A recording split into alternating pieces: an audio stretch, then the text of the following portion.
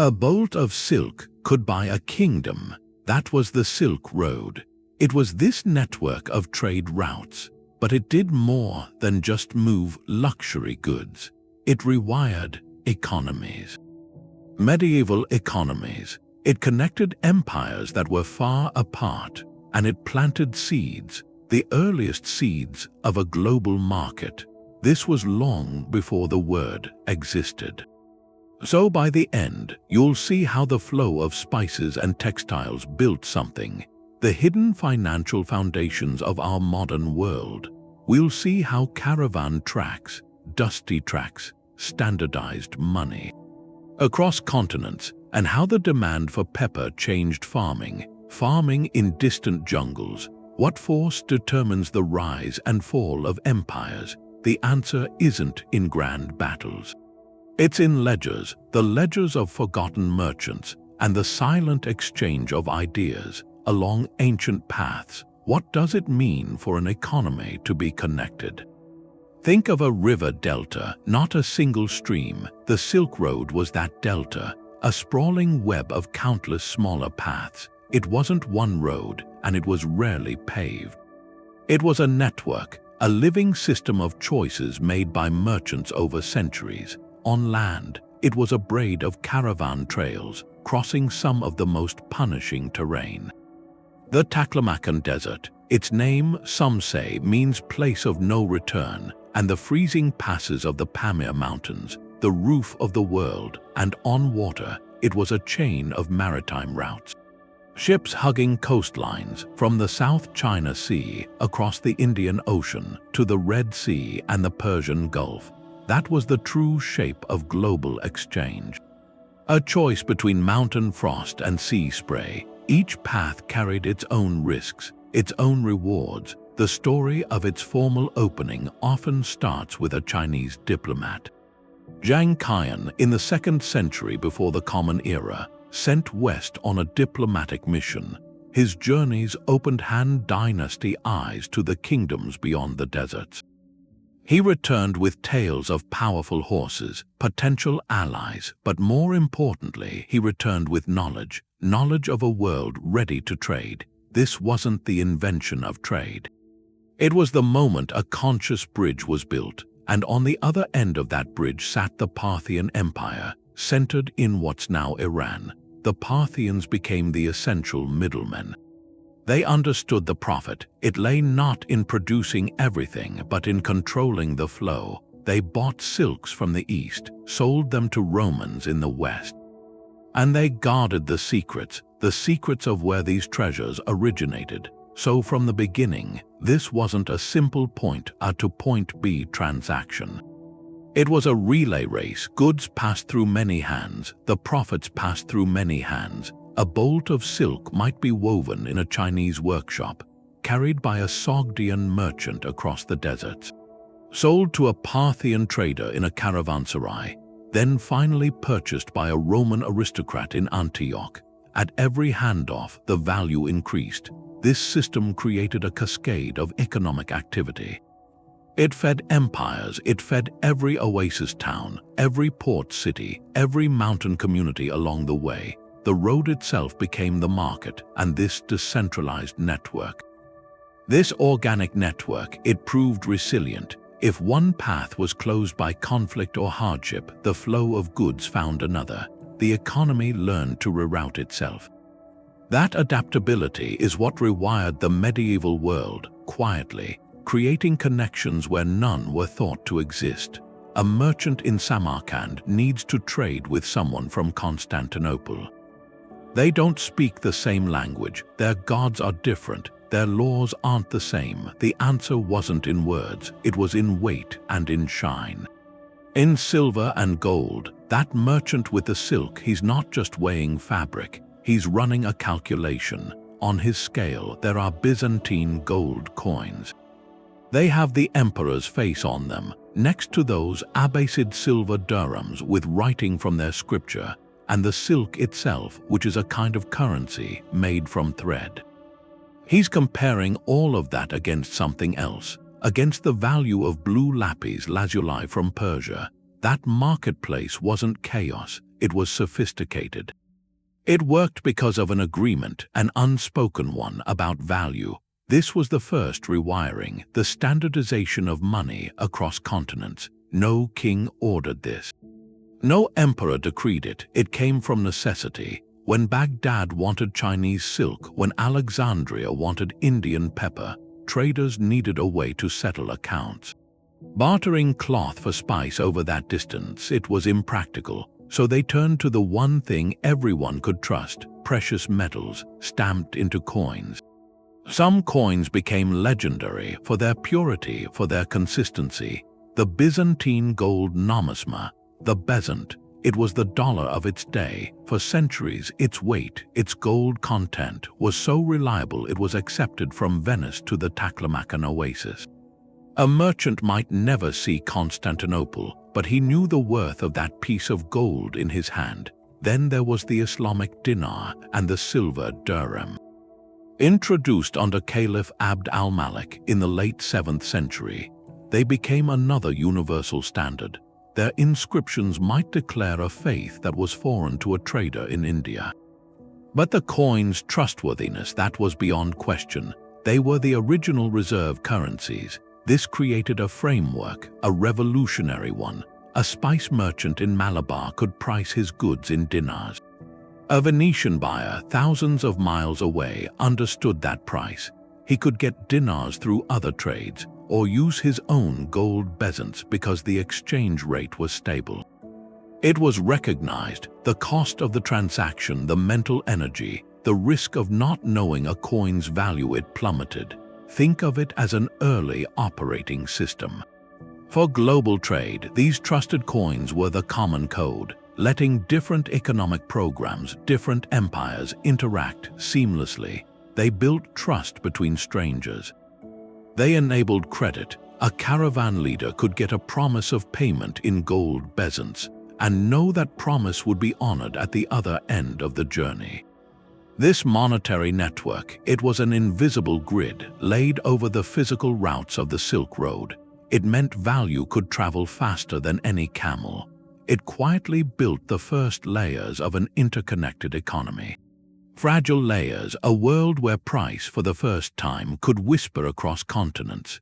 But this whole system needed a place, somewhere that gold coin could actually be handed over. So they built it out of clay and stone right there in the desert. It looked like a fortress. That was the Caravanserai, and it was more than just an inn. It became the center of the whole operation, a kind of medieval bank. Imagine a huge square building, high walls, one heavy gate. During the day, the gate was open. Caravans would come in. Inside, a big courtyard, a well for water, stables on the ground for the animals, and above them, up some stairs, these small rooms for the merchants. A place to sleep, to pray, and to store your goods. The design was the same everywhere, from Persia into Central Asia. It kept bandits out. It gave shelter from storms. It was a standard stop. You could travel for weeks and know the next one would give you the same thing: safety and a kind of community. Inside those walls is where the real economics happened. It was a warehouse. A merchant could leave some of his silk there, knowing it would be safe while he traveled somewhere else. It was a market. In that courtyard, spices from the islands could be traded for carpets from Bukhara. It was a repair shop. Blacksmiths, leather workers, fixing everything to keep the goods moving. But the biggest thing was the money. The Caravanserai was a bank. This is where a piece of paper could become cash. A merchant shows up from Baghdad. He has a note from his banker back home, a promise of payment. The keeper of the Caravanserai, a trusted person, would honor it. He'd give the merchant local coins or goods against that note. Debts got settled right there, with people from all over as witnesses. That changed the risk. Before, a merchant carried everything with him, his whole fortune. Now he carried paper. His wealth was spread out across this network of way stations. If one caravan was lost, it wasn't a total loss. The financial hit was smaller. That security changed what was possible. It freed up capital. It let merchants plan longer trips. A year-long journey from China to the Mediterranean became thinkable because you knew you could get funds along the way. This network created something new. A financial system that was everywhere and nowhere, no central office. Its power was in the repetition, the reliability over thousands of miles. It gave the individual merchant a kind of power. The kind that used to belong to kings, and it made long-distance trade stable. It turned a dangerous gamble into a real profession. The economy didn't just move along the roads anymore. It collected in these places, it got processed, it grew there. They were the quiet engines of it all. That piece of paper was only worth what it could buy. And in Europe there was one thing everyone wanted: pepper. A handful of peppercorns could pay a soldier for a year. It was more than a taste. It was a sign of status, a way to preserve food, something you had to have. This demand for spices sent a shock back along the Silk Road. It changed the land where the spices came from. Farmers in India, on the Malabar coast, or on small islands in Indonesia, they had always grown spices. For themselves, for nearby trade, but now the orders were huge and they never stopped. A merchant from Venice didn't need a little cinnamon. He needed a ship full of it for a whole city. So farming changed. Farmers started to specialize. They cut down forests to plant cloves, to plant nutmeg. They stopped growing different foods for their village and put everything into that one valuable crop. The land was transformed. This brought money to some places, but it also made them fragile. One bad season, or if the trade routes shifted, and a whole region's income could disappear. They weren't just feeding their families anymore. They were tied to what nobles in Paris were eating, what bankers in Florence wanted. Their local economy had become part of a global one. The same thing was happening with silk in China, but much bigger. Making silk was always complicated, but it became an industry run by the state. To meet the constant demand from Persia and Rome, the Chinese government created huge plantations of mulberry trees. Because silkworms only eat those leaves, these trees started to take over the countryside. Peasants often had to pay their taxes in silk, not in grain. So families, whole villages, were pushed away from growing food and into raising silkworms. It was engineering the economy. The land itself was rewired to supply a luxury market thousands of miles away. That was the third change, the deepest one. It wasn't about moving money or building stops along the road. It was about changing what came out of the earth. What someone in Rome wanted to buy could decide what a farmer in Kerala planted. The wish for a colorful robe in Baghdad could control how a family in China spent their whole year. The old rhythm, growing what you eat, began to shift. It bent toward export, toward the changing tastes and the distant wealth of other places. This connection built great wealth along the routes. But it also built a new kind of weakness. An economy based on luxury is fragile. What happens when the fashion changes or when the road closes? The farmers, the weavers, they were experts in one global product now. They would learn their fate wasn't theirs anymore. It was tied into the fabric of a world that was now, quietly, all connected. That farmer in Kerala, tied to a distant market, didn't get rich. Someone else always did. The wealth from that trade didn't just end up in royal treasuries. It went somewhere else. It went to a new kind of person, the international merchant. They were the architects of the fourth rewiring. They built a new social class from nothing, and with it, a new kind of power. You had the Sogdians from Central Asia. They weren't an empire with an army. They were a network, a diaspora of traders. They turned the space between empires into their own domain. Their language became the common tongue of the Silk Road. Their caravans were like moving banks, carrying goods, letters, financial promises from China all the way to Byzantium. A Sogdian merchant's word was his greatest asset.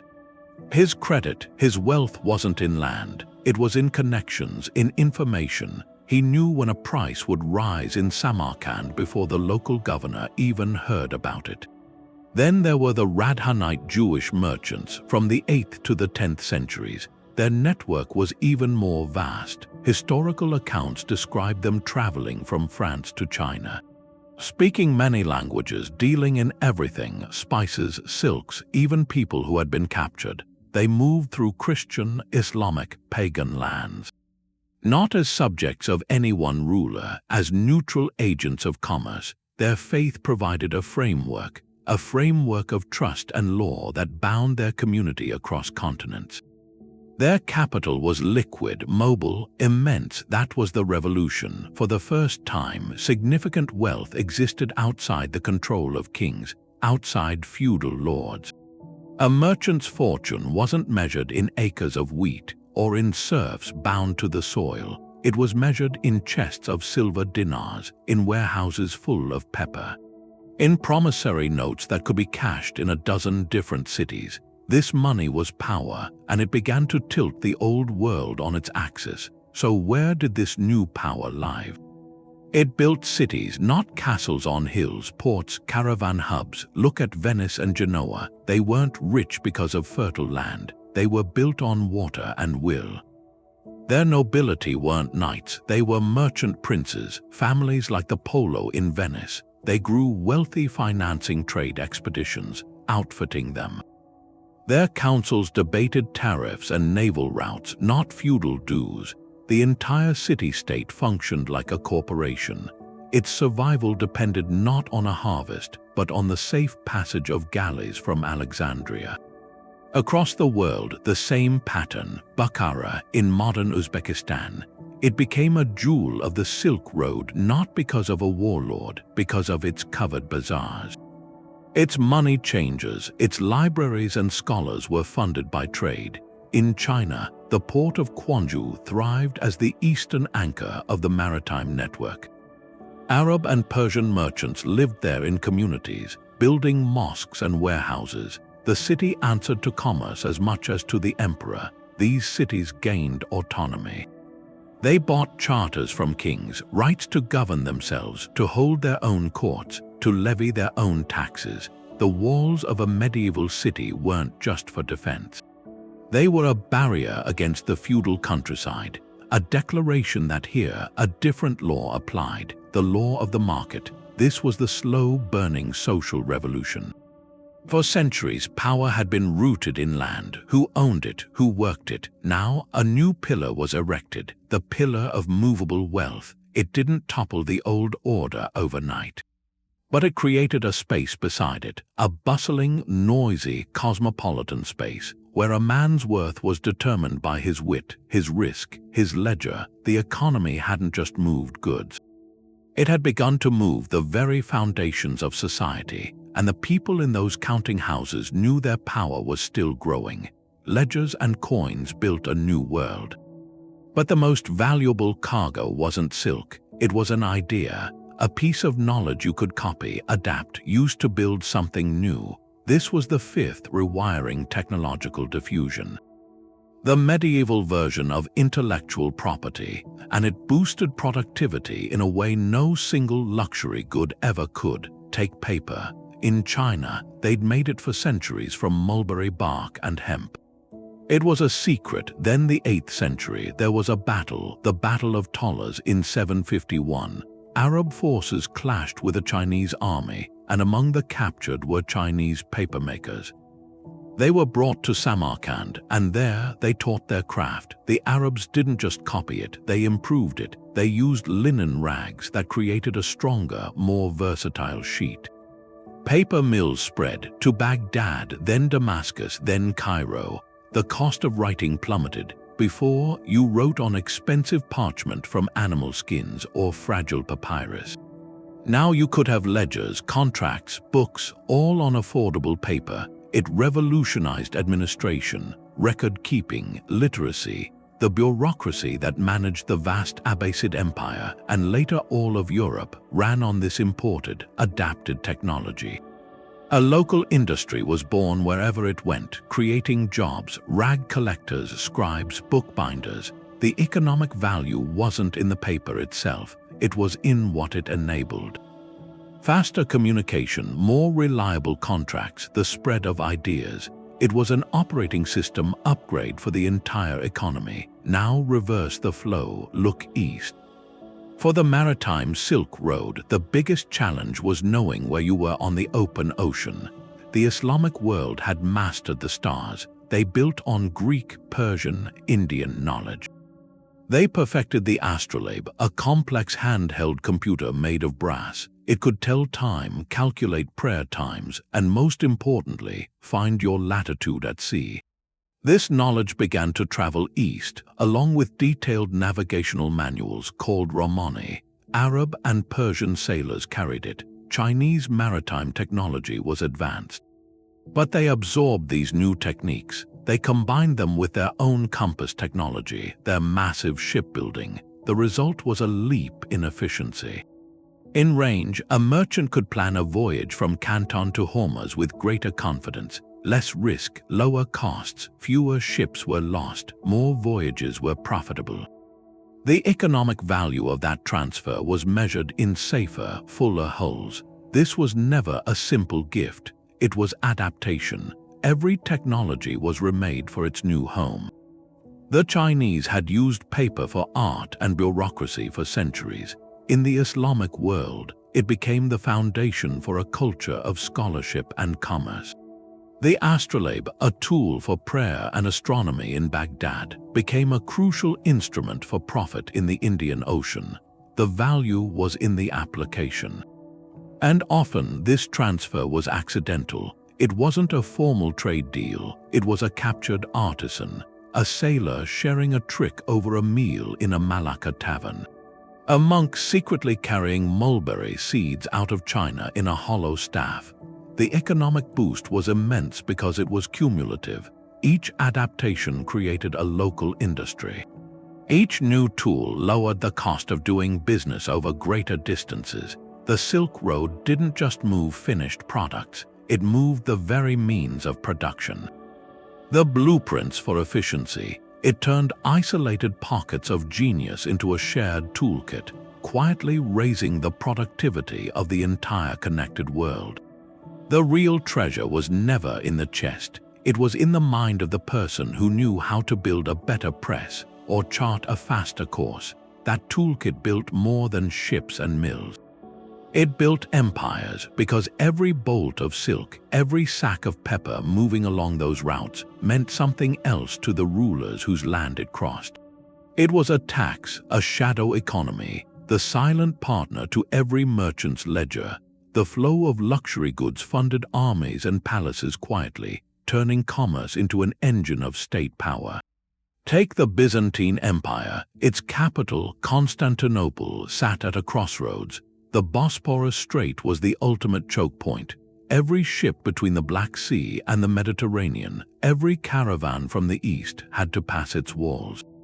The Byzantines didn't just allow the trade, they monetized it. They built the Great Chain, a massive iron boom across the Golden Horn Harbor to control access.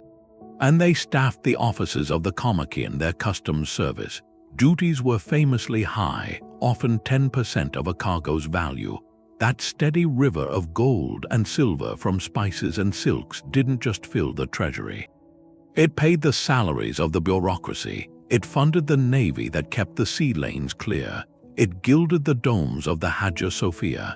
The empire's survival for centuries relied less on agricultural tithes and more on the tariffs collected at its ports. Trade was the fiscal foundation of the state. Then the Mongols. Their conquests are remembered for scale and speed, but their true economic genius came after. The Pax Mongolica, the Mongol peace. Once their empire stretched from the Pacific to Europe, they did something revolutionary. They secured the routes.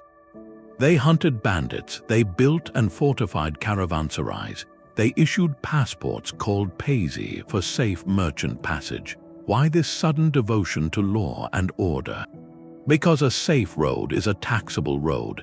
They established a unified, systematic tax across their entire domain.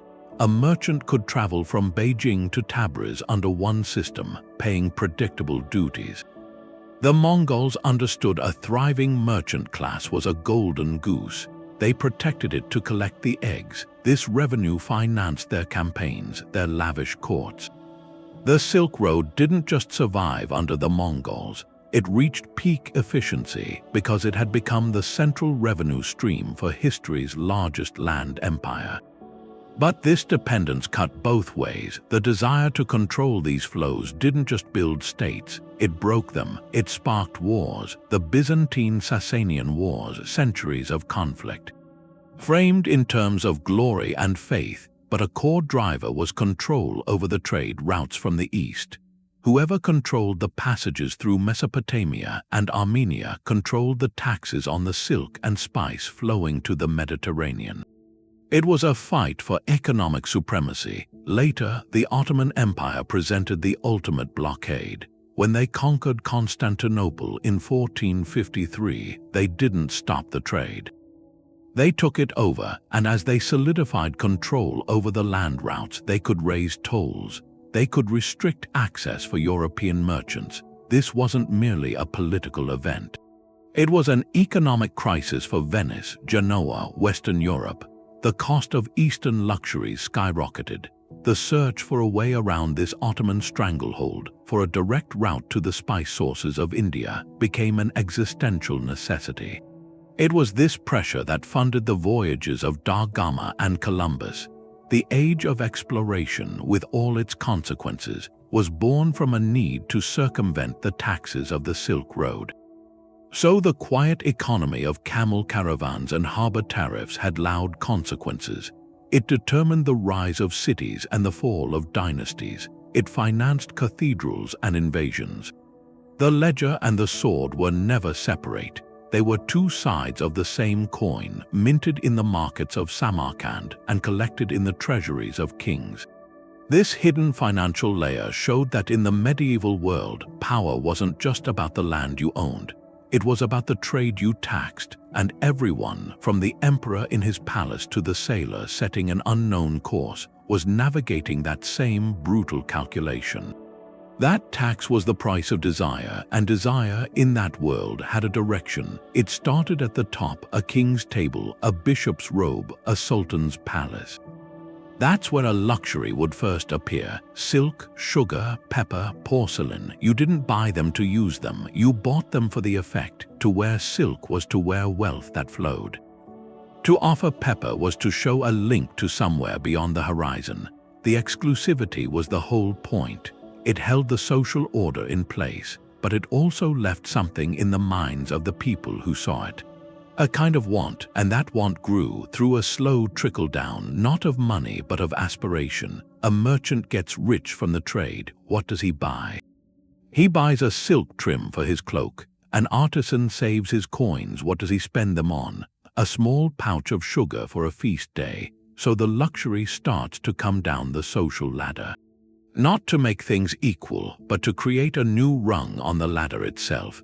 Every step down opened a new market, a new group of people who saw owning it not as impossible, but as a target.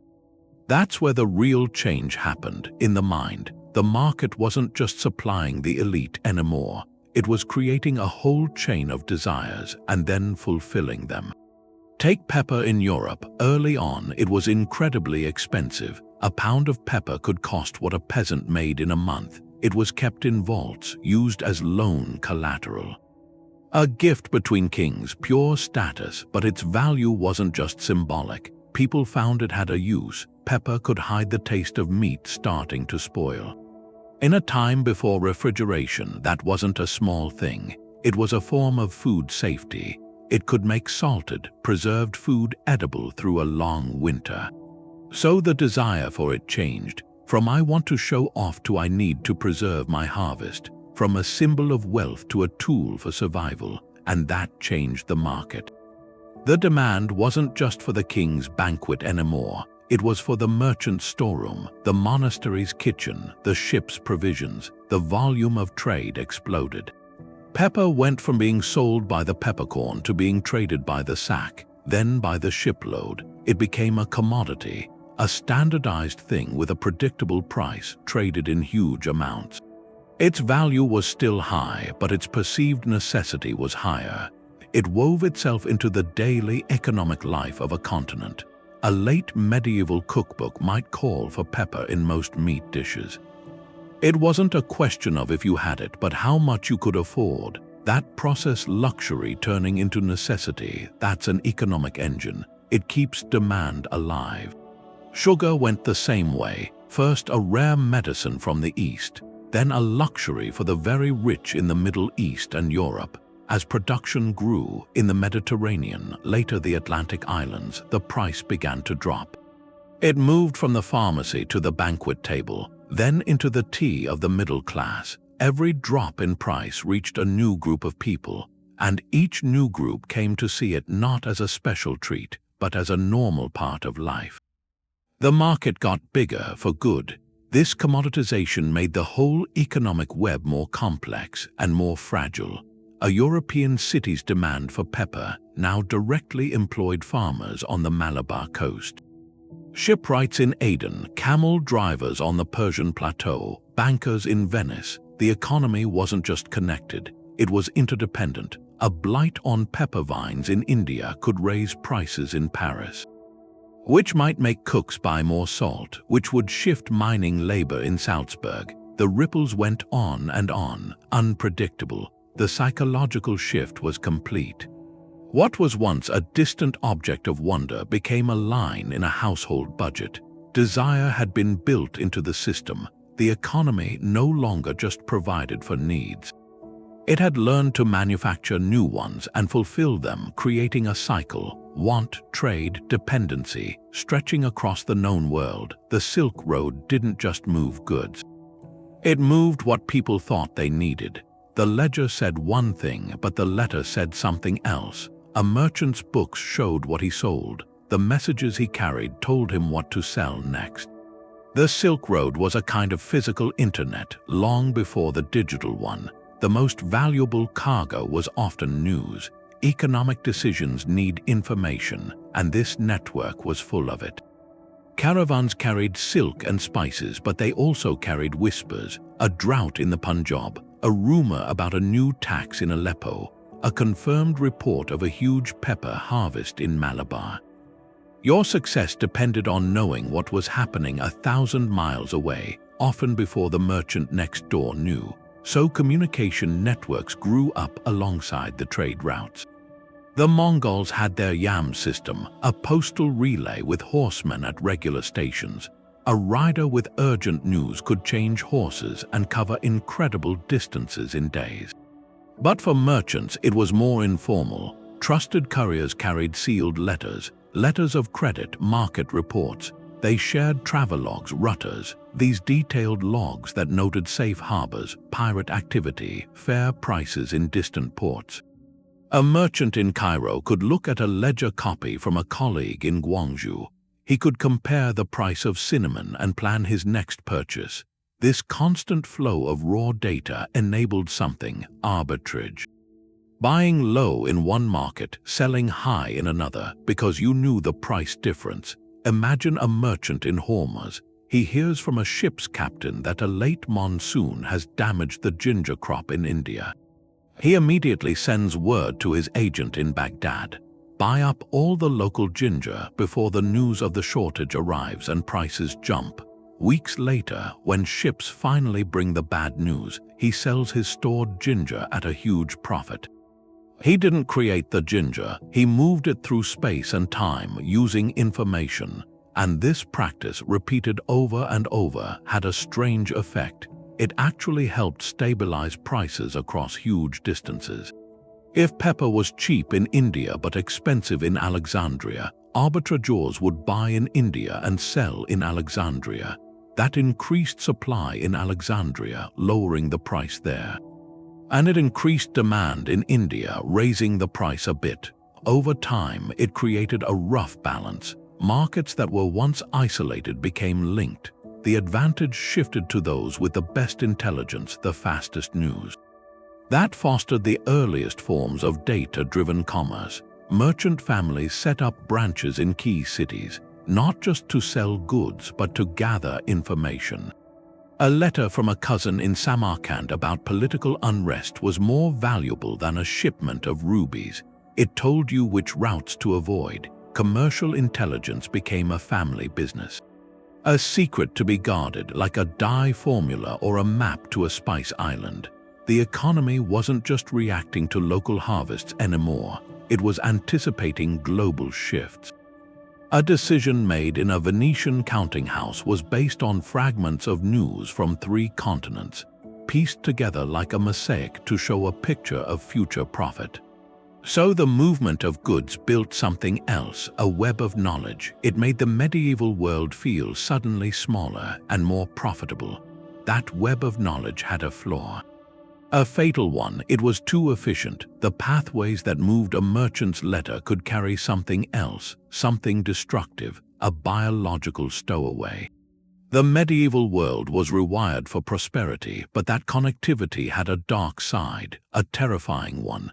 It became a superhighway for pandemic. The most devastating example came in the 1400s. A sickness remembered as the Black Death. Historians trace its path along the Silk Road. It likely started in the steppes of Central Asia, and from there it traveled fast. With terrifying speed, riding in fleas on the backs of black rats, rats that were stowaways in grain sacks, in the cloth bales of merchant caravans. And ships. By 1347, it reached the Crimean port of Kaffa, a Genoa's trading post. From there, Italian merchant ships fled the outbreak. They carried it to Sicily, to Genoa. Within a few years, it swept across Europe, the Middle East, North Africa. The networks that created wealth now delivered catastrophe. The economic impact was immediate, profound. The most direct shock was loss of life, catastrophic loss. Communities lost a significant part of their population. That created a labor shortage, a desperate one. Fields lay fallow, no one to plow them. Workshops stood silent, the artisans were gone. The complex chains of production, for silk, for spices, for ships, they broke down. The flow of goods didn't just slow. In many places it stopped. This scarcity of workers did something revolutionary. It inverted the old power structure. Suddenly, labor was valuable. Surviving peasants and craftsmen found they could demand higher wages, much higher. If one lord wouldn't pay, another might. Another, desperate to harvest his crops. The fixed prices, the feudal bonds that held the old economy together, they began to unravel. Wages inflated. Dramatically, this spelled disaster for the creditor class. The merchants, the bankers who had grown powerful from trade. They had lent money based on the old rules. Now the people who owed them money were gone. The assets behind those loans, future harvests, workshop output, they had vanished. And the cost of doing anything, shipping goods, crafting products, it had skyrocketed. Because of the new wage demands, many great banking houses collapsed in cities like Florence. Their ledgers were full of promises from a world that no longer existed.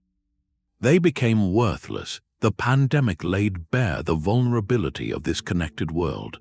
A shock that began in the grasslands of Asia didn't stay there. It traveled the same routes as a bolt of silk. Its economic tremor collapsed societies in Europe. It showed that integration came with shared risk. The same interdependence that stabilized pepper prices could amplify disaster. The economy had been rewired for efficiency, but it had no immune system.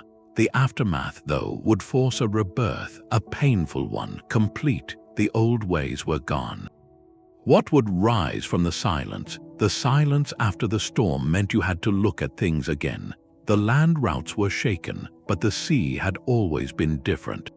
While caravans dealt with bandits and mountains, another network was moving cargo. The maritime silk routes across the Indian Ocean and the South China Sea. This was trade on a different scale. It wasn't empires running it, it was sailors, Austronesian navigators reading the waves, Arab dhow captains who knew the stars. Indian merchants with their inland connections, Chinese admirals with their treasure fleets. Their world was governed by something older than any king. The monsoon, the wind decided everything. For 6 months it blew from the southwest. pushing ships from Arabia toward India and Southeast Asia. Then it reversed. Blew from the northeast for the other half of the year, carrying them back. Sailing schedules were set by this clock. You'd arrive at a port, Calicut or Malacca. Sell your goods, and then you waited. You waited for the wind to change. That created a culture in these harbor cities. A season of frantic trade, then a season of repair. Of negotiation, of community. Merchants from across the hemisphere lived together for months, sharing meals, sharing information, their lives and their profits tied to a pattern in the sky. And what they carried was different. The land routes were for high-value things, silk, spices, gems, but a ship's hold is vast. It demanded more, so the maritime trade moved bulk goods. Things impossible on a camel's back, mountains of Chinese ceramics, plates, bowls, jars, stacked in rice husk for ballast, timber from Southeast Asia for shipyards in the Persian Gulf. Cotton cloth from India rolled into great bolts, clothing populations from East Africa to Indonesia. This was the stuff of everyday life, traded in staggering volume. For every ounce of saffron overland, a shipload of plain pottery was moving by sea, quietly shaping material culture across 2 oceans. That scale rewired coastal economies directly. A fishing village near a good harbor could become a thriving port in a generation. Its people became dock workers, sailmakers, interpreters, merchants. Local rulers learned their power came from the harbor, from offering safety, fair weights, predictable taxes. The wealth was in the flow, not the soil. No place showed this better than Malacca, on the strait between Sumatra and the Malay Peninsula. It was perfectly placed. It became the central clearinghouse of the world. Here the monsoons met, Arab dhows from the west, Chinese junks from the east, vessels from all across Southeast Asia. They couldn't sail past each other.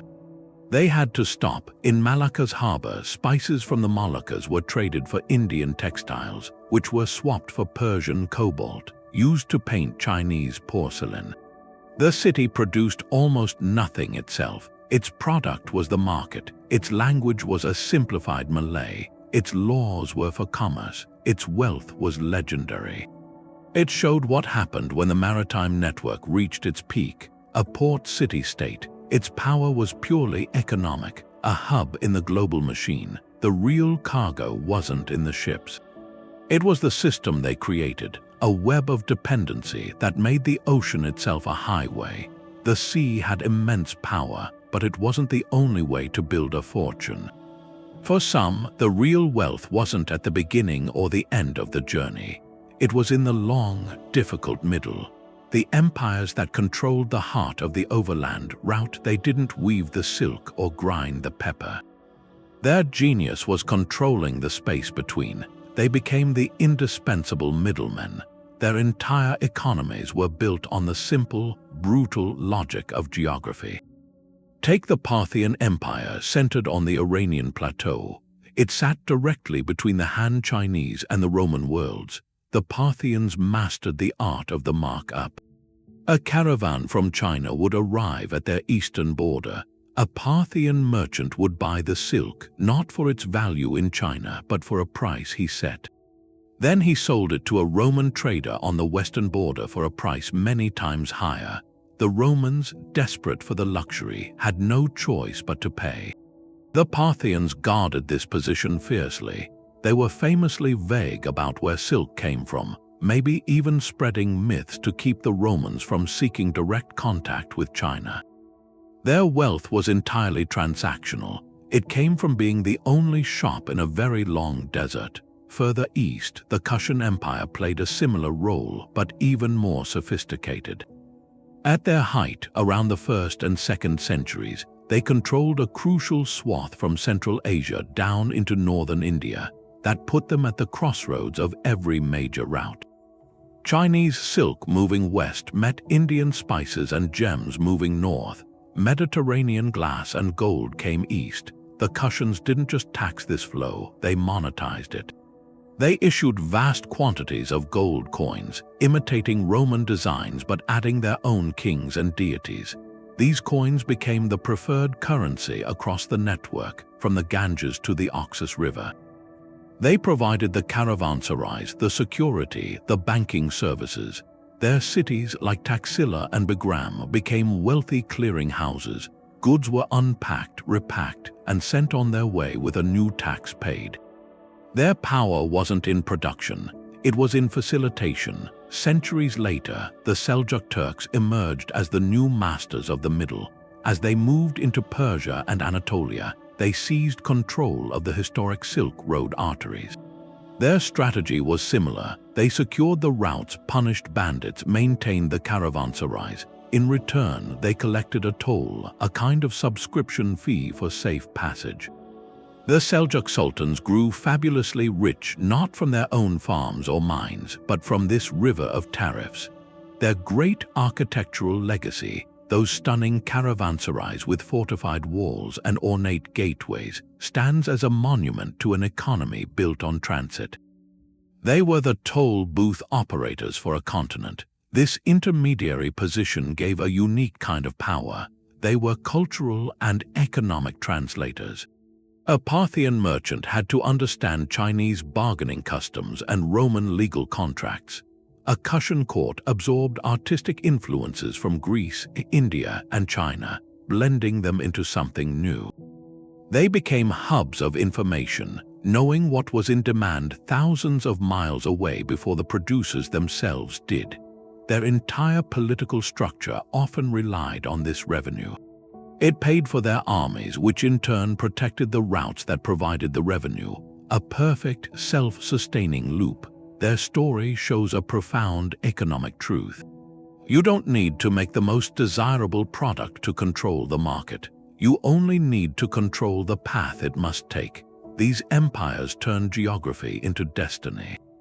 They proved that in a connected world, the bridge can be more valuable than the lands it connects. But this was a precarious kind of power. It depended entirely on the flow continuing. If the caravans ever found another way or simply stopped coming, the entire foundation of the state would vanish. Their fate was forever tied to the footsteps of strangers and the burdens on their camels. A caravan carried more than cargo. It carried a worldview. The routes that moved silk and spices became a conduit for something else. Ideas, faith, art. It was a barter beyond goods, and it rewired culture and intellect just as profoundly as the economy. Religions didn't only spread by conquest, they traveled with merchants. Buddhism moved out of India along the Silk Road, monastery by monastery, and these monasteries weren't just for prayer, they were way stations, banks.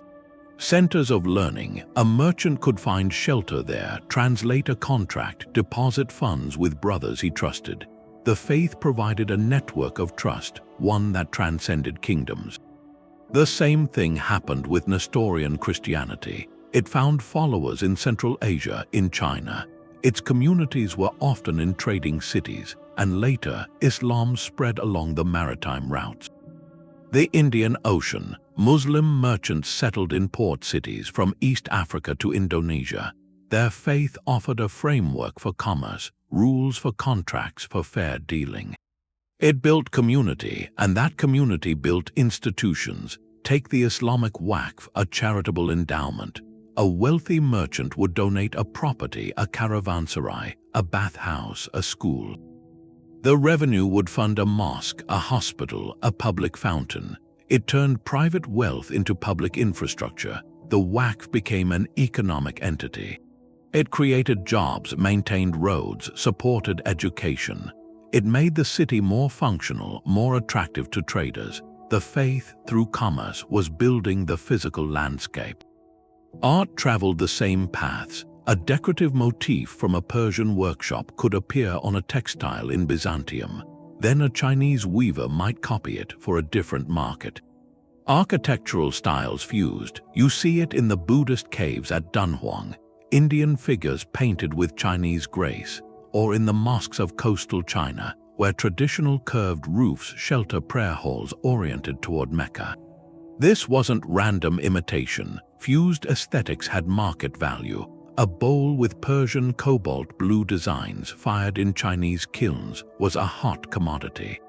From Cairo to Kyoto, it signaled sophistication, a connection to a wider cosmopolitan world. This exchange of soft goods, beliefs, artistic ideas built something crucial. Social capital, shared symbols, shared stories, a shared calendar of festivals. It made strangers from different ends of the earth feel a faint sense of familiarity. It lowered the hidden cost of doing business. If you and your partner revered the same prophet or appreciated the same artistic pattern, you had a foundation for trust.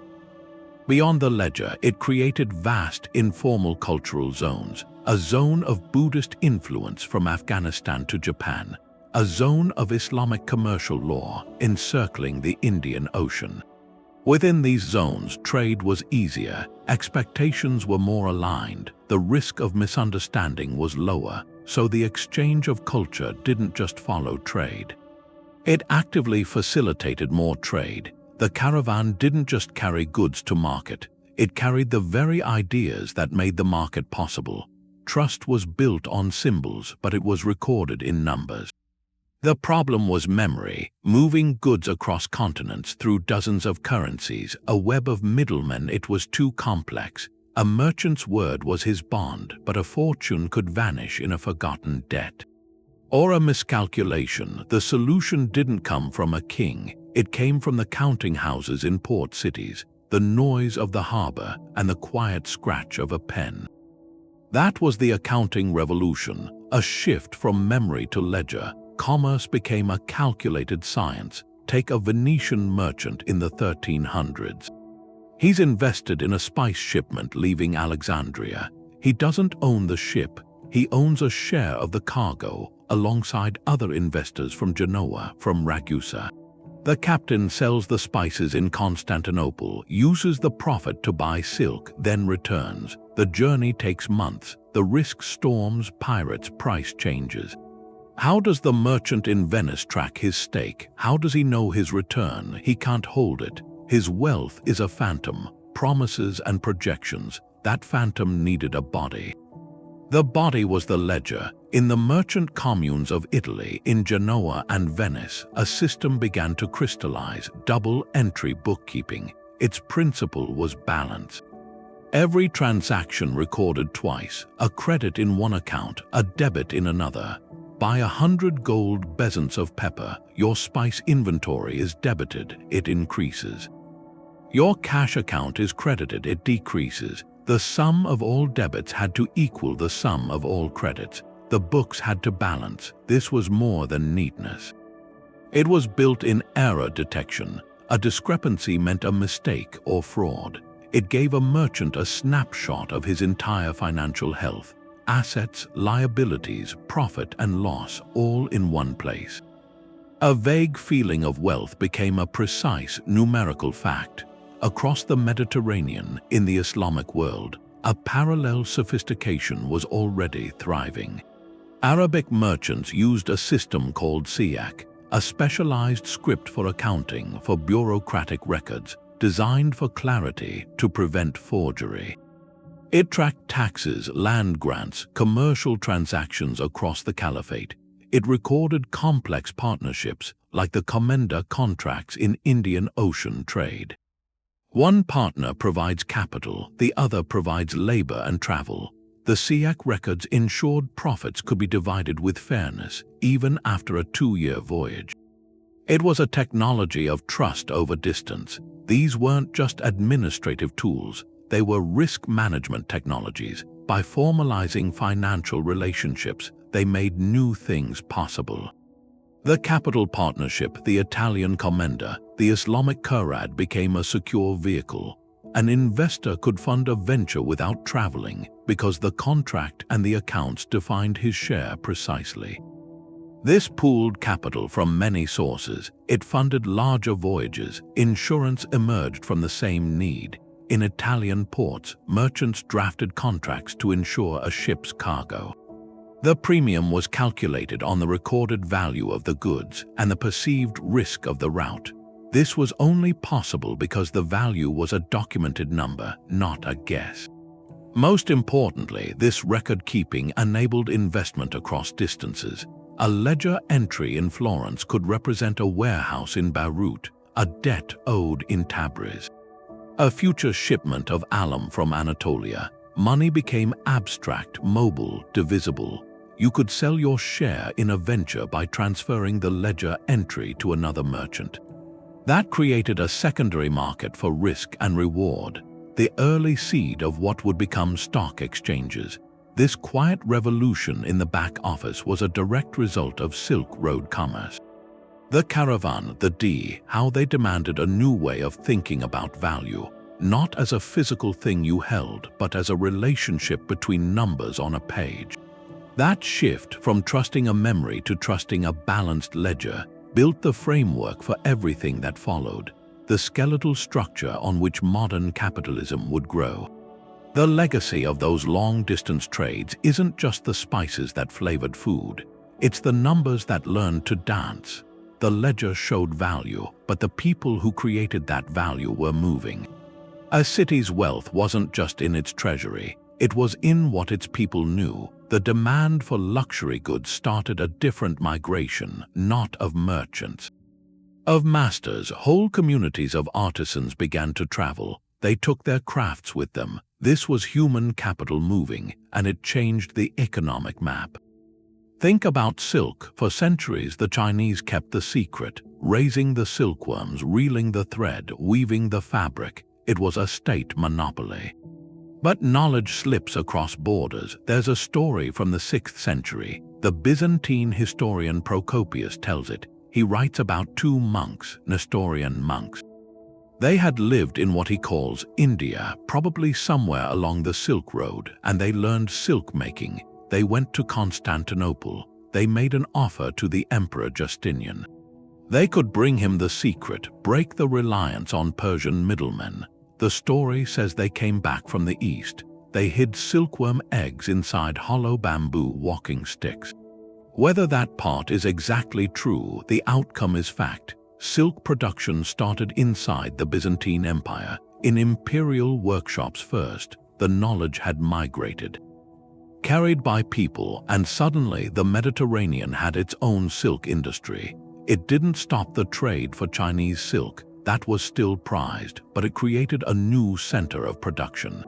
A new competitor, a new economic sector that employed thousands. That pattern repeated. Persian metalworkers were renowned, their inlay work, their strong alloys. They found eager patrons in the courts of India, their techniques fused with local traditions. It created new, iconic styles. This was a cross-pollination of skill. It raised quality standards everywhere. A patron in Delhi could commission a blade now, a decorative plate, something that combined Persian steel with Indian motifs. This wasn't just imitation, it was innovation through collaboration. The migrating artisan didn't just replicate his home craft, he adapted. He learned new local tastes, worked with different materials, taught his methods to local apprentices, and in doing that, he created something new, a hybrid craft, often more desirable than either tradition alone. This movement of skill created something lasting, the regional brand. A city's entire identity could get tied to a single craft, its whole economy. The name of a place became shorthand for quality. Damascus steel, the phrase itself, it means blades of legendary sharpness, that watery pattern on the surface. That reputation didn't come from a unique local ore. It came from a guarded body of knowledge, a specific process of forging and cooling steel, developed and perfected in that city, probably by smiths who had synthesized techniques from across Asia.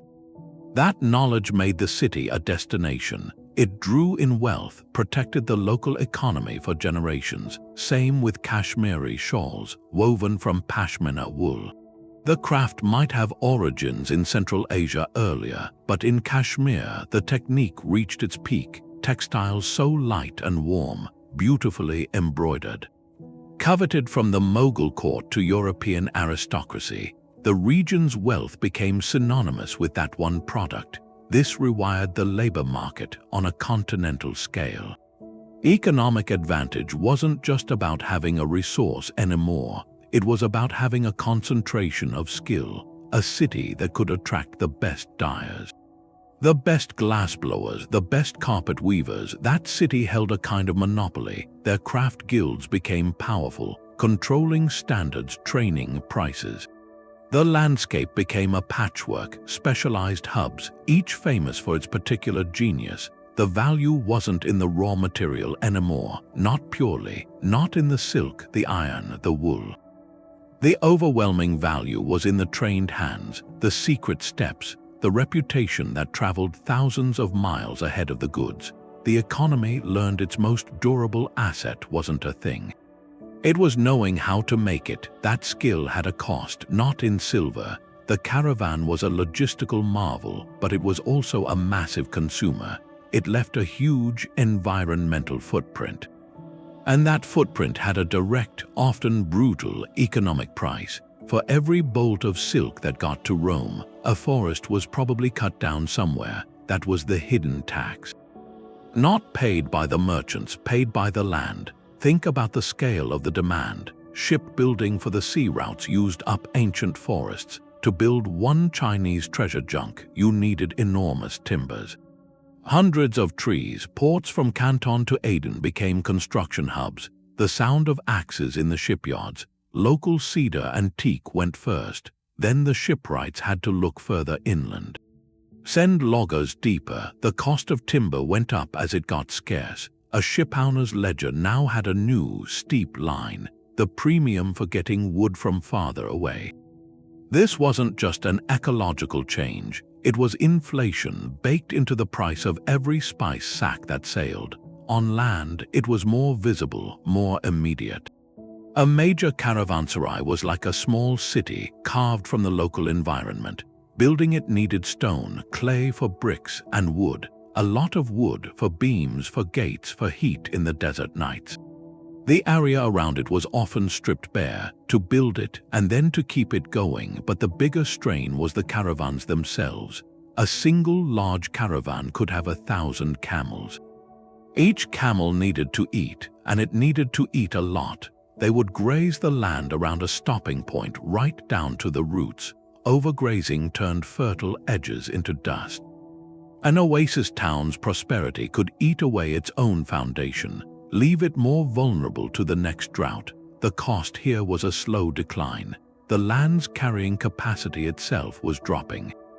The very resource that enabled the trade, the grazing for the animals, was being used up by the trade. That created a cruel loop. As a place like Samarkand got richer and busier, the local environment got worse.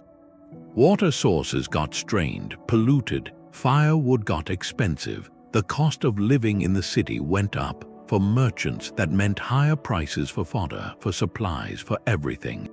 The profitability of that node started to erode from the inside. Sometimes the strain got too great.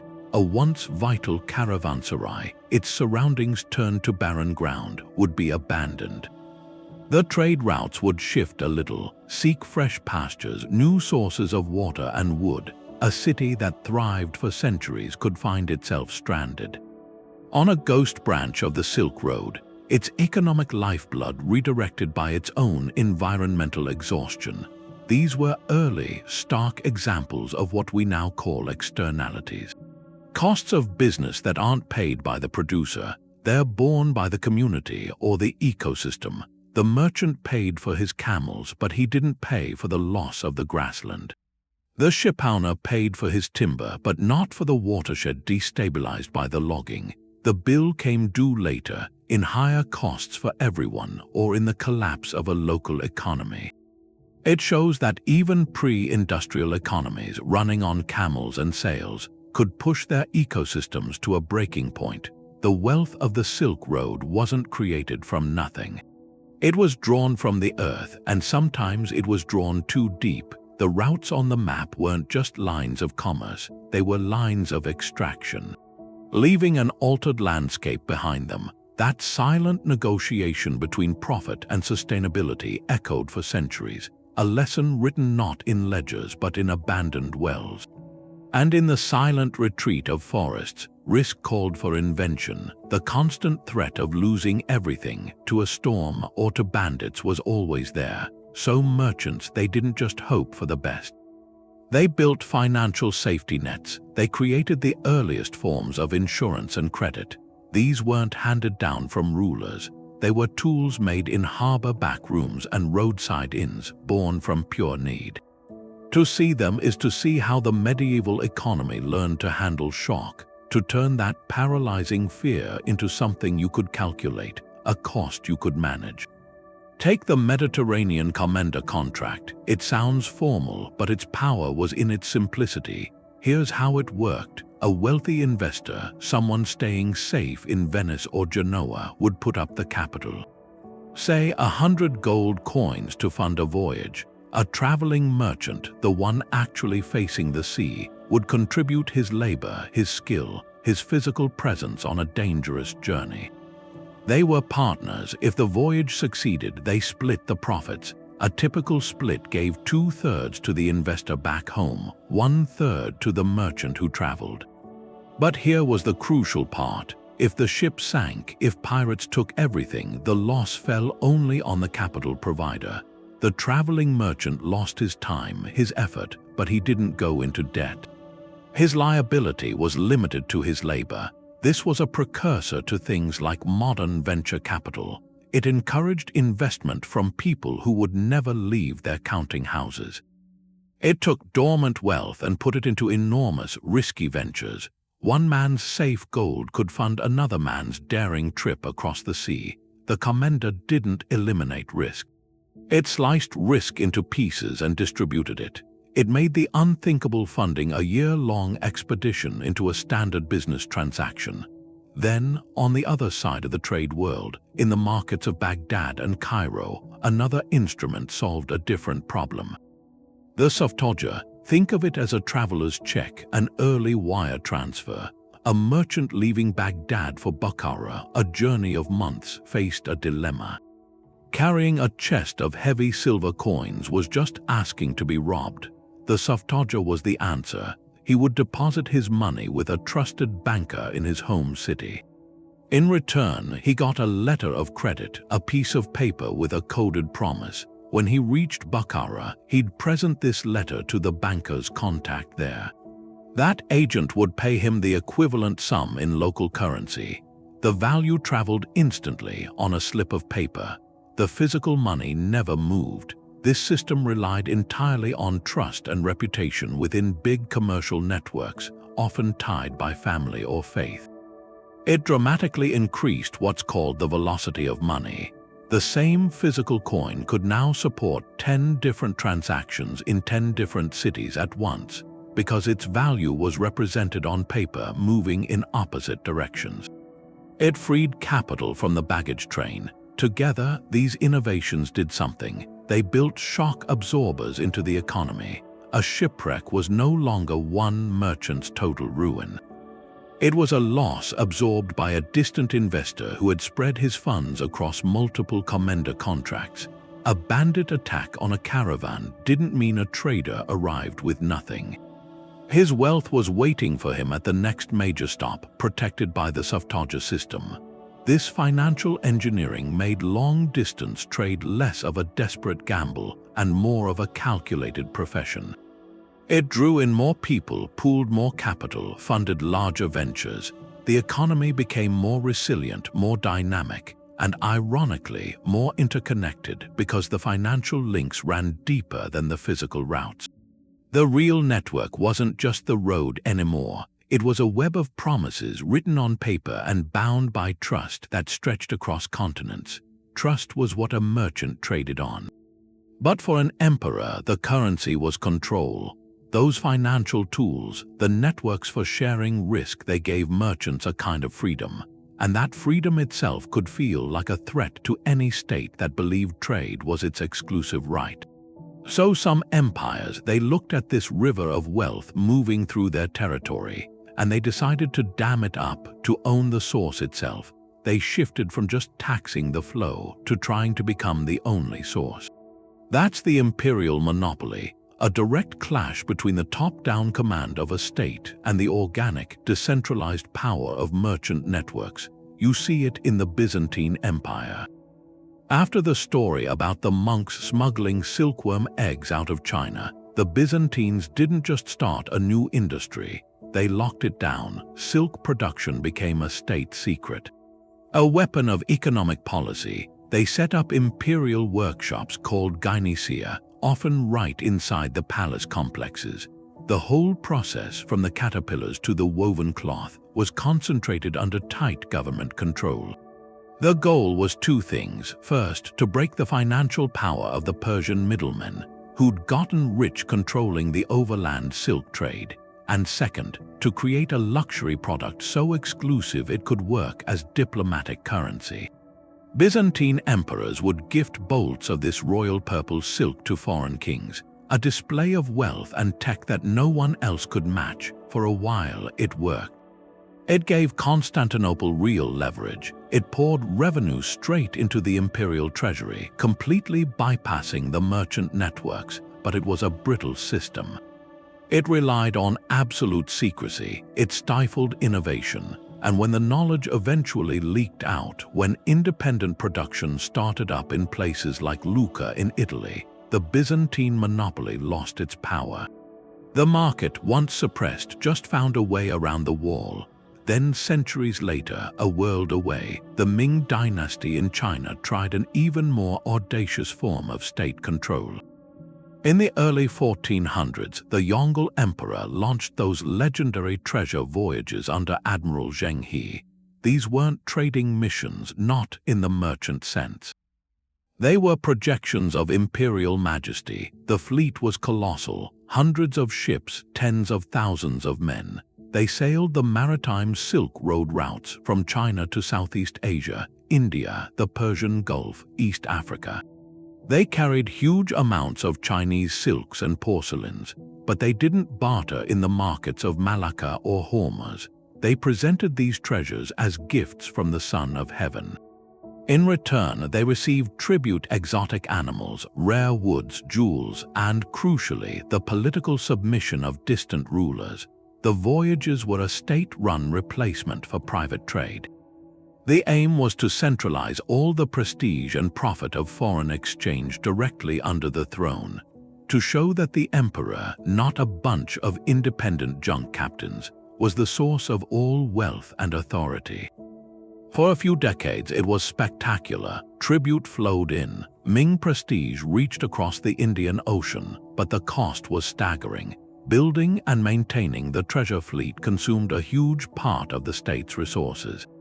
It was an economic black hole funded by taxes, not sustained by profit. So when the political winds changed after the Yongle Emperor died, the new faction at court saw these voyages as a wasteful extravagance. The records were burned, the ships were left to rot, China turned inward. That state monopoly on oceanic exchange collapsed because it was economically unsustainable. It had no feedback loop, no way to adapt to market realities. It existed solely by imperial will, and when that will vanished, the whole enterprise just vanished with it. So the lesson from these attempts is pretty clear. A complex, decentralized system like the Silk Road could be taxed. It could be regulated, even protected by a central power. But trying to own and operate it from a palace was almost always a failure. The merchant networks were agile. They responded to price signals, to new information. An imperial bureaucracy was slow. It was driven by politics and prestige. The state could capture wealth from the trade, but it couldn't replicate the innovative, risk-taking engine that created that wealth in the first place. The tension was fundamental. And in the long run, the ledgers in the merchant's office consistently outmaneuvered the decrees from the emperor's court. The choice between two kinds of cloth, that was a new kind of power. For centuries, what a family owned came from what they could make themselves, or what their local lord might provide. But then, in the late medieval period, in homes from Cairo to Palermo, you start to see something. You look at the inventory of a merchant, someone doing moderately well, or a skilled artisan. Listed next to the simple furniture, the iron pots, are these other items. A set of fine blue and white bowls from a kiln in China, light, colorful cotton garments from the looms of India. A small locked box with a precious supply of pepper inside from the islands of Sumatra. These weren't heirlooms, they were recent purchases. This was the dawn of a consumer revolution. It was quietly rewriting the rules of daily life. The presence of these objects signals a shift. The economy had created desire, and then it began to satisfy it for a growing middle class. A shopkeeper in Cairo could set his table with ceramics that had traveled 8,000 miles. Using them connected his household to a narrative of global exchange. It was a quiet display, a display of knowledge, of sophistication. You weren't just eating from a bowl, you were eating from a piece of the wider world. This material culture created a new identity, a cosmopolitan one. Owning these goods meant you understood the currents of trade. It meant you had the means to participate, even in a small way. Your home became a museum of your economic reach, and where there's demand, ingenuity follows. Not everyone could afford the genuine article from across the seas. So local industries sprang up. They sprang up to meet the craving. Potters in Egypt and Syria, they studied the imported Chinese ware, the celadon, the blue and white. And they began producing their own versions, using local clays, local glazes. They imitated the shapes, the patterns. These weren't crude fakes, they were adaptations. A Syrian bowl might blend a Chinese floral motif with Arabic calligraphy, a hybrid object born of global inspiration and local craftsmanship. The same happened with textiles. European and Middle Eastern weavers, they couldn't access the fine cottons of India, so they worked to replicate the feel. They used linen or blends. They copied the vibrant dye patterns they saw on the traded cloth. This imitation was the highest form of flattery, and it was a powerful economic engine.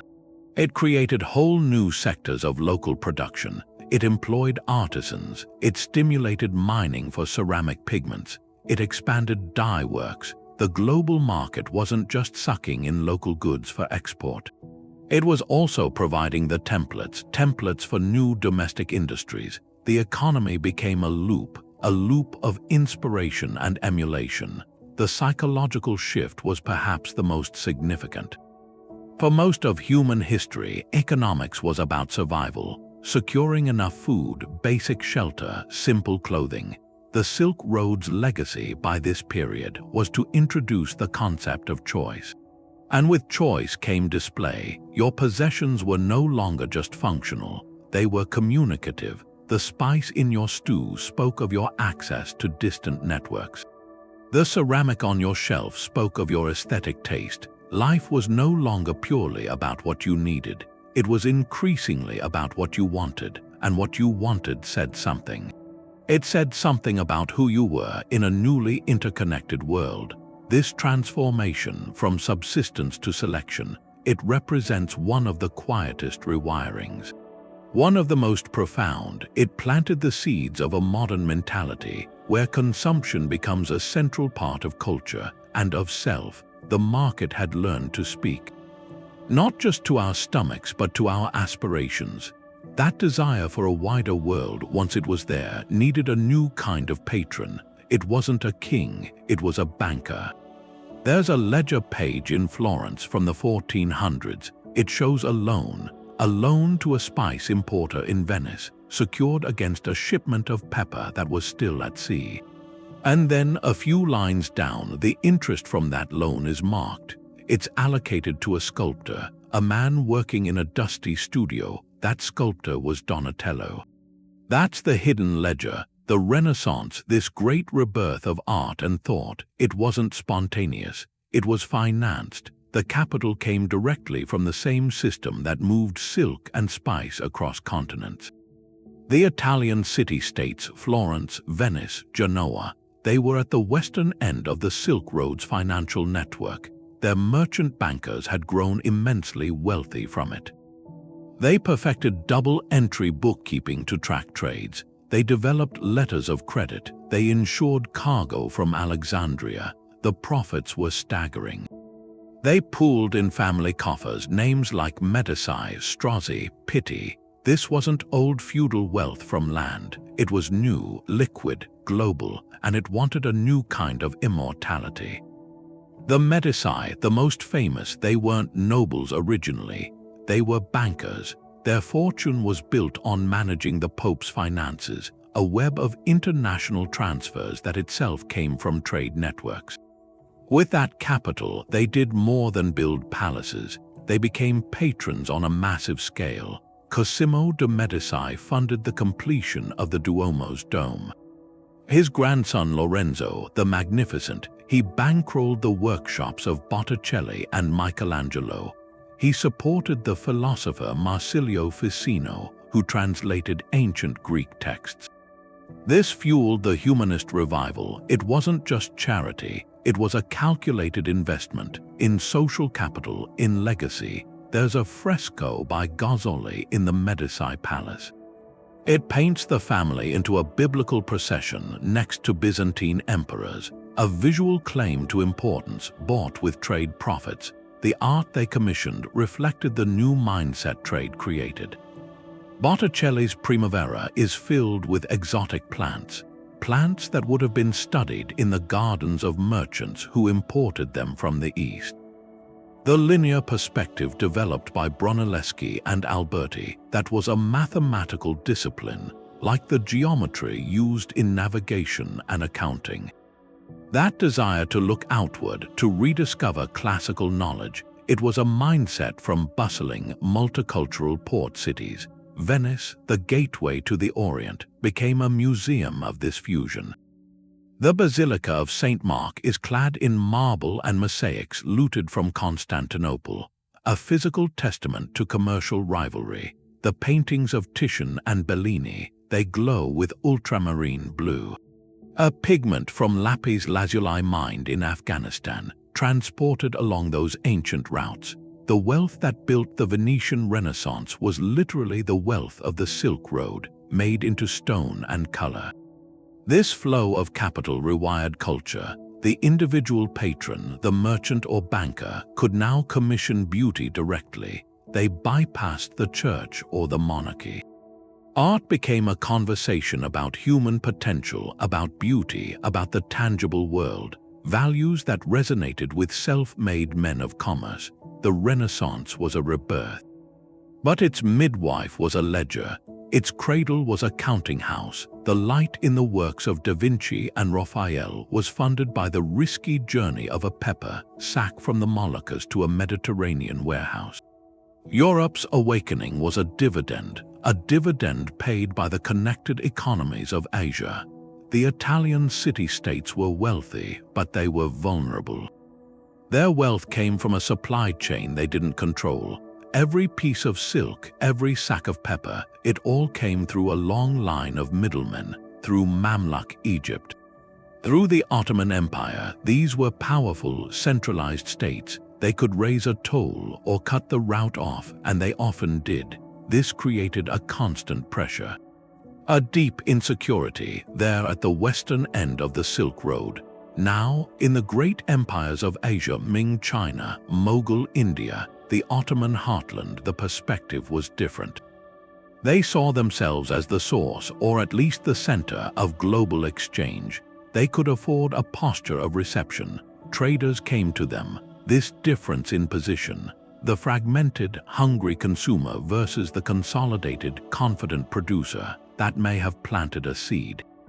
The seed for what's called the Great Divergence, the moment Western Europe began its rapid ascent. Think of it as incentives. In Europe, the profit from Eastern luxuries was immense. But the political power to secure them was scattered. Venice, Genoa, Portugal, Spain, they were all competing for the same finite supply, coming through Alexandria or the Black Sea. This fierce competition between small states drove a desperate innovation. It wasn't just about a better ledger, it was about a better map. If you couldn't control the middle of the route, the only solution was to go around it. To find a direct path, that pressure cooker of rivalries funded risky maritime research. It improved ship design like the Portuguese Caravan. It drove the study of navigation.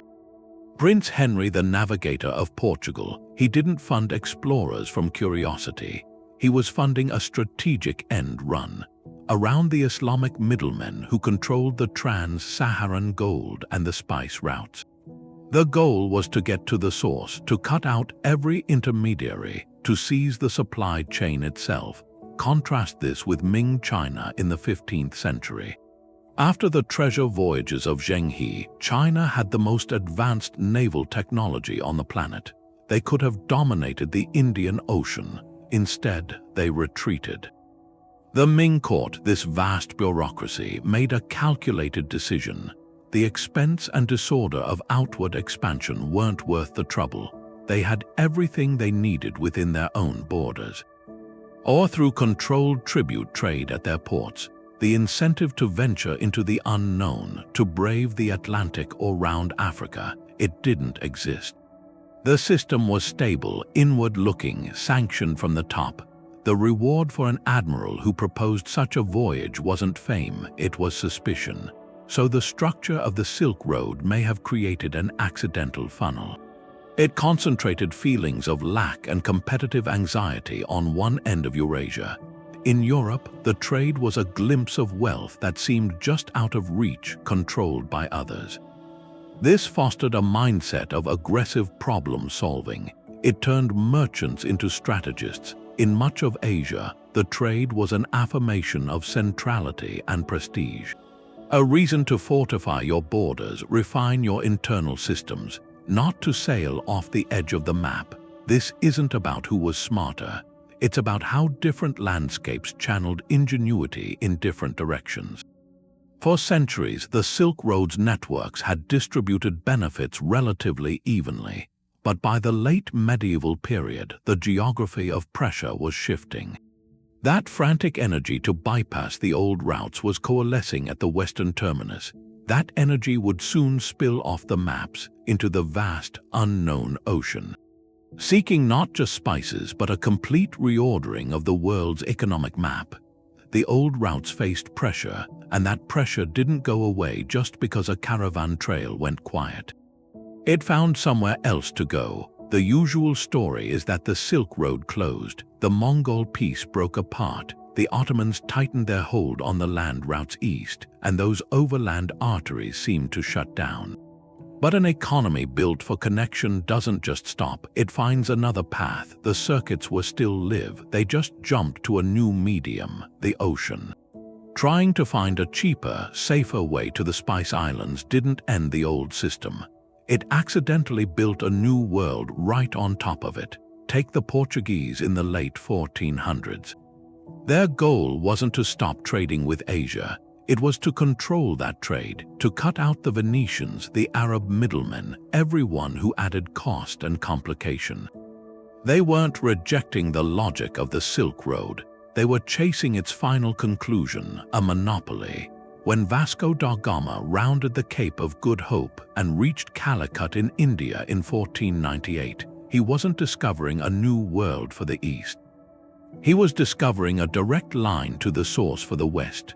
The Portuguese set up a network of fortified trading posts: Goa, Malacca, Hormuz. They didn't build caravanserais. They built armed factories. Their caravels replaced camels, but the economic wiring was the same. Control the choke points, tax the flow, take the profit. The maritime route became the new Silk Road, run with military precision by one single power. Then the Dutch arrived in the 1600s with even more ruthless efficiency. Their United East India Company wasn't just a trading firm. It was a sovereign corporation that could wage war, negotiate treaties, mint its own coin. They looked at the Portuguese system and saw inefficiency, so they optimized. They centralized bulk buying in the Indonesian archipelago. They destroyed spice trees on rival islands to create scarcity and keep prices high in Amsterdam. This was the Silk Road's decentralized network turned inside out into a brutally centralized machine. The goal was still the same: get Eastern luxuries to Western markets for the highest possible profit. The tools had just changed from ledgers and caravans to shareholdings and cannon. That relentless economic need, that drive for a direct line, had a side effect nobody really intended. It sent ships off the map. Christopher Columbus, funded by Spanish crowns desperate to bypass the Portuguese, sailed west looking for the Indies. He was following a financial order written by the price of pepper. His voyage and the ones after it proved how powerful that old wiring still was. The search for a new path to the east accidentally revealed the Americas. The silver mine from Potosi in Bolivia would flow across the Pacific to Manila, and from there to China, fueling a whole new transoceanic exchange. This wasn't the end of the Silk Road. It was its explosive, global spread. The economic circuits once contained to a continent now spanned the whole planet, so the Silk Road never really closed. The name faded, the camels stopped, but the deep economic wiring it created, the demand for connection, the systems of credit, the specialization of regions, the relentless hunt for cheaper routes, all of that kept going. It just moved from the continental interior to the ocean highway. The medieval networks had taught Europe how to think globally, how to finance risk, how to crave things from far away. Those lessons were now applied with ships and guns on a worldwide scale. The ghost of the Silk Road didn't haunt empty caravanserais. It sailed on every East Indiaman, and it guided every explorer's hand on the wheel, steering them toward horizons born from an ancient, unbreakable economic spell. The past isn't just written down, it's in the ground, it's in silver, it's in broken pieces at the bottom of an old harbor. We talk about networks, economies, the Silk Road. But the scale of it, that was always in texts until we started looking at a different record, the dirt, the actual stuff left behind. Take a field in Scandinavia. A farmer's plow hits something, not a rock, a clay pot, and it's full of coins, silver coins, but they're not local, they're Byzantine, Islamic dirhams. Hundreds of them, minted thousands of miles away, and this isn't just one find. You see these hoards from Ireland to Russia. Each one is a moment, someone hiding their wealth, maybe in a panic. But together, their data, they map the flow of silver north along the trade routes, payment for furs, for amber heading south, the volume of it, all this scattered silver, it lets historians start to estimate. The movement of capital, it's a scatterplot of medieval wealth written in metal. Then you go somewhere like Fustat, Old Cairo, an Egyptian port. Archaeologists there, they don't find a few broken plates. They find mountains, literal mountains of broken pottery, piled up over centuries. That pottery was the packaging of the pre-modern world, Chinese celadon. Persian turquoise glaze, Egyptian copies, every broken piece is a shipped good, a meal served, a transaction finished, and by sorting these pieces, counting them, a science called ceramic seriation, you can track things. The rise and fall of trade. You can see the moment Chinese porcelain floods in the 14th century, and then later you see local potteries trying to copy it. When politics disrupt the supply, that trash heap is a ledger, an economic ledger. It records changing tastes, shipping volumes, adaptation, with a brutal honesty. Or there's evidence of a different kind. In a cathedral treasury in Europe, a bishop's robe preserved, made from the most exquisite silk. For centuries, its origin was a mystery. Revered but unknown, now science can unwrap it. Isotopic analysis, even traces of ancient DNA, they can sometimes pinpoint where the silkworms were raised. Match the dyes to specific mines. In Afghanistan, in Central Asia, that tells a precise story. That silk didn't just come from the East. Its molecular signature, it charts a journey. From mulberry groves in China to a dyer's workshop in Persia, onto a camel crossing the Pamirs, finally to a tailor in Byzantium, in Rome, it turns a beautiful object into an itinerary. A mapped itinerary of global labor, of exchange. This kind of archaeology, it does something vital. It grounds the big theories in the tangible. We can stop just saying trade was significant. We can start to quantify it. The distribution of coin hoards that lets us model the velocity of money, the tonnage of pottery at a port, that gives a minimum shipping capacity. This data compiled piece by piece, it forms a rough approximation, a material approximation of a medieval GDP for long-distance trade. It shows the pulse of the system. When it beat strong and when it faltered, these fragments are the witnesses, the silent ones. They confirm what the merchants wrote, but they also correct it. They show what was actually traded, not just what was taxed or what seemed important enough to write down. They show the ubiquity of certain goods, the depth of the market. A single Byzantine coin found in a Swedish field, it speaks louder than a chronicle. It whispers of a world that was connected, not in abstraction, but in the daily weight of a purse. The crackle of a spice sack, the cool feel of a porcelain bowl, held in hands a continent away from where it was made, that's the economic past, excavated. One shard at a time. That porcelain bowl was part of a much larger system, an ancient network. We follow its physical path, but the shape of the system is recognizable. The Silk Road, it functioned like a medieval internet, a decentralized network built to move value and information, and its structure shows why our digital world seems so new but also feels so old. First, the network itself. The internet isn't one line, it's a web. Routers find the best path. The Silk Road was that, not a single road but many, caravan trails, sea lanes. If a mountain pass closed due to war, the caravans would reroute through a desert oasis. The system had redundancy, no central point to break, no central command. It kept things moving, just like the early web. Then, the hubs. On the internet, we have servers, data centers, places where information is stored and processed. On the Silk Road, these were the Caravanserais, the port cities, Samarkand, Malacca, Constantinople. They weren't just stops, they were processing hubs. Goods were unpacked there, assessed, repackaged, taxed, financial promises were cleared, news was gathered and sent out. A merchant arriving was like a data packet hitting a server. He'd be refreshed, his information updated, then sent onward on a new, optimal path. These hubs made long-distance exchange efficient. The merchants themselves were the data packets. They carried physical goods, but their real cargo was often intangible. Market intelligence, price lists, cultural trends, technical knowledge. A Sogdian trader going from Qian to Baghdad wasn't just moving silk.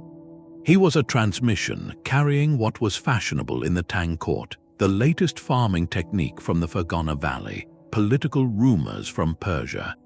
He was a human API, letting different economic systems exchange, and the viral content, the luxury goods, silk, pepper, lapis lazuli, these were the trending items. Their value was partly in the material, but mostly in the desire they created, the social signal. Owning Chinese silk in Rome was like having exclusive beta access. It meant status, connection. That demand drove the whole network. The way our content appetite drives data flows now. This network created new power. It disrupted the old order. A feudal lord's authority came from land, inheritance. A successful merchant's power came from liquidity, connections, information. They were the tech billionaires of their day, families like the Medici. They rose from banking to rule Florence. Their influence was built on financial networks, not feudal loyalty.